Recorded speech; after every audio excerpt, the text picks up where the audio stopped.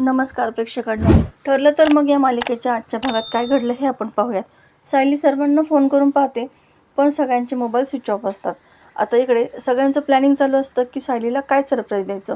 चैतन्य म्हणतो, मला एक भन्नाट आयडिया सुचलेली आहे, आपण ना असं करूयात. आणि मग तो सगळ्यांना ती आयडिया सांगतो, पण त्याची ही आयडिया फारशी कुणालाही आवडत नाही. तेव्हा सगळेजण असं ठरवतात की आपण काहीतरी सिम्पलच करूयात. तेव्हा सायली इकडे विचार करत असते की नेमकी आईबाबांच्या खोलीमध्ये असतील का सगळे. आणि तितक्यात तिला हसण्याचा आवाज येतो, तो देखील पूर्ण आजीच्या रूमच्या दिशेने. ती लगेच पूर्ण आजीच्या रूमकडे येते. तेव्हा सगळेजण चर्चा करत असतात. तितक्यात सायली तिथे येते, सगळ्यांना एकत्र पाहते आणि तिला पाहून सगळेच जण गडबडतात. सायली विचारते की तुम्ही सगळे इथे काय करतायत. तेव्हा प्रत्येकजण आपापल्या परीने कारणं देऊ लागतं. कल्पना म्हणते, अगं मला ना पूर्ण आजींना भेटायचं होतं, म्हणजे त्यांची तब्येत बरी आहे की नाही हे पाहण्यासाठी मी इथं आले होते. प्रताप म्हणतो, मी घाईघाईने कल्पनाला इथे येताना पाहिलं ना, म्हणून मी इथं आलो. चैतन्य म्हणतो, मला प्रताप काकांकडे काहीतरी काम होतं, म्हणून मी त्यांच्या पाठीमागे इथे आलो. अश्विन म्हणतो, खरं तर मला चैतन्याला बरं नाही असं वाटत होतं आणि मग घरचा डॉक्टर हवा ना, म्हणून मग मी चेक करायला गेलो. सुमन म्हणते, आणि मी तर अगोदरच पूर्णाजीच्या खोलीमध्ये बसले होते गप्पा मारत. आता पूर्णाजी म्हणते, आणि मी तर इथेच होते पहिल्यापासूनच, कारण ही तर माझीच रूम आहे ना. सायली सगळ्यांकडे पाहतच राहते. आता अस्मिता म्हणते, आणि मी तर ना बघायला आले होते की स्मित इथं आलाय की नाही. सायली म्हणते, म्हणजे चालत स्मित. अस्मितामध्ये नाही गं, मला असं वाटलं की मम्मा घेऊन आली असेल. आणि मग सगळेच एकमेकांकडे पाहून हसू लागतात. सायली म्हणते, पण तुम्ही इतके गोंधळलेले का वाटताय.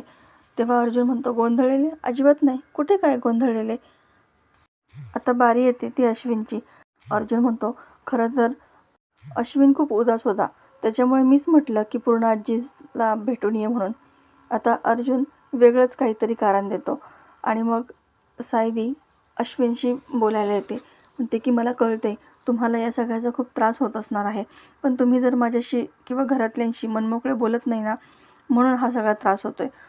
तुम्ही माझ्याशी तर बोलू शकता ना. आता तर मी तुमची आत्ते बहीण पण आहे आणि वहिनी तर होतेच मी तुमची आधीपासूनच. त्यामुळे तुम्ही आता इथून पुढे माझ्याशी मनमोकळेपणाने बोलाल ना. अर्जुन अश्विनला खुणवतो की अरे चेहरा सिरियस कर, आणि त्याप्रमाणे अश्विन तसं नाटकही करू लागतो. आणि त्यामुळे त्याची होणारी फजिती सगळेजण इकडे एन्जॉय करत असतात. सगळेजण गुपचूप हसत असतात. मात्र या सगळ्या गोष्टीचा सायलीला काहीही अंदाजच नसतो. आता प्रत्येकजण तिथून काहीतरी कारणं काढून निघून जातो. राहते फक्त पूर्णाजी. पूर्णाजी म्हणते, आता मला झोपायचं आहे, 1-1.5 तास झोपतेच. आणि अर्जुन सायलीला घेऊन तिथून निघून जातो. इकडे सचिन महिपतच्या खोलीमध्ये आलेला असतो. त्यावेळेस त्याने महिपतला कपाटामध्ये काहीतरी ठेवताना पाहिलेलं असतं आणि मग तो ते कपाट उचकू लागतो.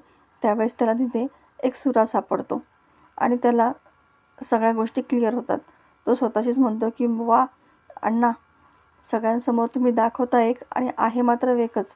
काय म्हणत होता तुम्ही की मला अशा हत्यारांना हात नाही लावायचा परत एकदा, आणि आता हे स्वतःच तुम्ही लपवत आहे. आणि मग सचिनला सगळ्या गोष्टी लक्षात येतात. आता इकडे सगळे सुभेदार हॉलमध्ये बसलेले असतात आणि काय प्लॅनिंग करता येईल याच्याबद्दलच विचार करत असतात. सगळे त्यांच्या पद्धतीने आयडिया देतात, पण कोणालाही ते पटत नाही. पण तितक्यात सायली तिथं येते आणि त्यामुळे सगळ्यांचंच बोलणं थांबतं. आता अचानकपणे प्रताप ओरडतो आणि सगळेजण खूपच शॉक होतात. सायली म्हणते की मला काय म्हणत होते बाबा ऐकायचं आहे. तेव्हा अर्जुन सावरून घेतो की मला असं म्हणायचं आहे की तुला गोळ्यांची वेळ झाली आहे ना, आणि बाबांनाही तेच म्हणायचं आहे. आता ते झाल्यानंतर चैतन्य अचानक ओरडतो आणि त्यानंतर पुन्हा सगळेजण गोंधळून जातात. सायली विचारते काय झालं. तेव्हा चैतन्य म्हणतो, पाय मुरगळला माझा. सायली म्हणते, असं उभ्या उभ्या. अर्जुन म्हणतो, अरे असं होत असतं त्याला कधी कधी, म्हणजे कोर्टातही त्याला कधी कधी पाय असा मुरगळतो अचानक, सवय मला. आता अर्जुन बोलायला नको म्हणून मेसेज टाईप करतो, एक ग्रुप तयार करतो आणि एकच मेसेज तो सगळ्या ग्रुपवरती पाठवतो. सगळ्यांचे मोबाईल एकदम वाजतात. त्या मेसेजमध्ये सांगितलेलं असतं, कोणालाही तन्वी सेलिब्रेशनची काही आयडिया सुचली तर या ग्रुपवरती कळवा. या ग्रुपमध्ये सायली नाही आहे. आणि मग म्हणजे खाणाखुणा करणं बंद करा, नाहीतर तिला शंका येईल. पण सायलीला शंका यायची ती येतेच. तुमचे सगळ्यांचे फोन एकाच वेळी कसे काय वाजले? तिला शंका येते.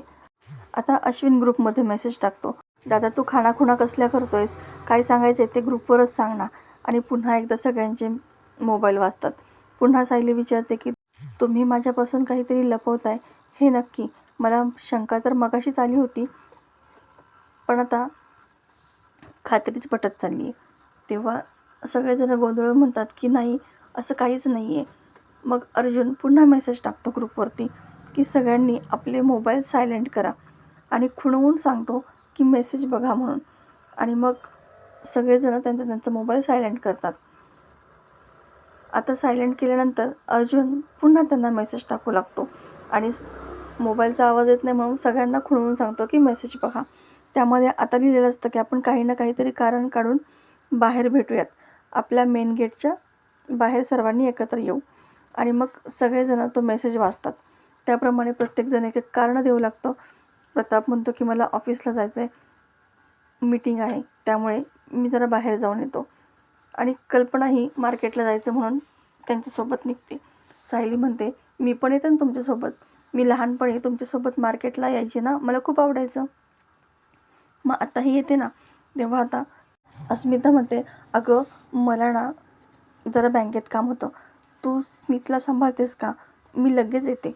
आणि असं म्हणून ती स्मितला सांभाळण्याचं काम सायलीकडे देते आणि सगळेजण तिथून निघून जातात.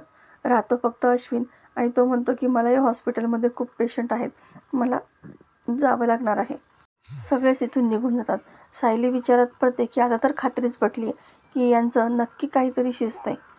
पण काय, मला का सांगत नाही कोणी? आता सगळेजण बाहेर येऊन इथं चर्चा करू लागतात. अस्मिता म्हणते आपण कुठे हिमालयात वगैरे जाऊयात का, छान ट्रिप प्लॅन करूयात. तेव्हा चैतन्य म्हणतो तुला मगाशी कुलदेवतेच्या दर्शनाला यायचं नव्हतं आणि आता हिमालयात बरी येतेस. हाही प्लॅन फ्लॉप होतो. इकडे सायली स्मितशी खेळता खेळता त्याला म्हणते की चला आपण बागेमध्ये जायचं का, बागेत आपण छान फुलं पाहूयात. आणि मग ती चक्क स्मितलाच बाहेर घेऊन येते आणि तेव्हा तिला पुन्हा कुजबुजल्याचा आवाज येऊ लागतो. सगळेजण एकाच ठिकाणी जमून काहीतरी बोलत असतात. सायली विचार करते की हे सगळे इथेच आहेत आणि मग ती त्यांना जाऊन विचारते की तुम्ही इथे सगळेजण काय करताय? तुम्हाला तर मीटिंग होती ना. आता पुन्हा सगळेजण कारणं देऊ लागतात. प्रताप म्हणतो मीटिंग ती कॅन्सल झाली म्हणून मग मी गेलोच नाही. सायली अर्जुनला म्हणते तुमची तर क्लायंटसोबत मीटिंग होती, तुम्हाला तर जाणं अर्जंट होतंच की नाही, मग तुम्ही का नाही गेलात?